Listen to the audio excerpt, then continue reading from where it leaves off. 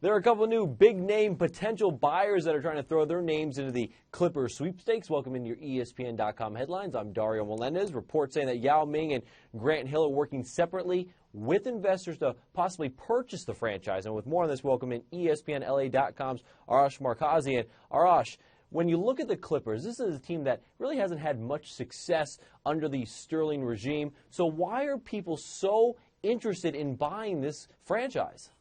Well, they've really turned the corner in the last 3 years. They have Chris Paul, Blake Griffin signed to long-term contract. Doc Rivers is also in the mix.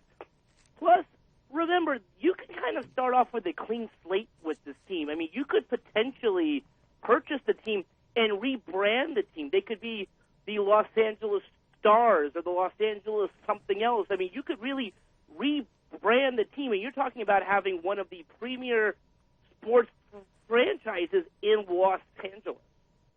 Now, what's the likelihood that they would rebrand the team?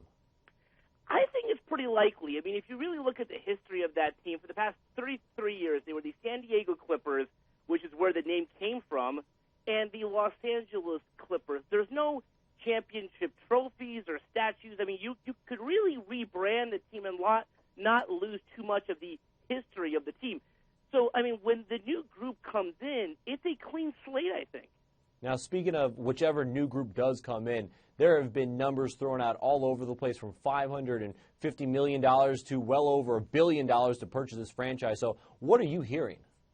Well, Dario, I'm hearing 1.5 is the number. It could go higher than that. And here's why. They are the last Los Angeles professional sports team not to be locked up to a long-term TV contract. And as we have seen, those TV contracts are really why these teams go for so much.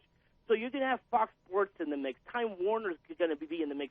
They all want to be a part of this new hot team. But then again, forget about the history of the team. They've got Chris Paul on board, Blake Griffin on board. They are a hot team. $1.5 billion, not a bad payday for a man being forced to sell his franchise. That is Arash Markazi with the latest on the Clippers and potential buyers. Remember, for your latest headlines, keep right here on ESPN.com. I'm Dario Melendez.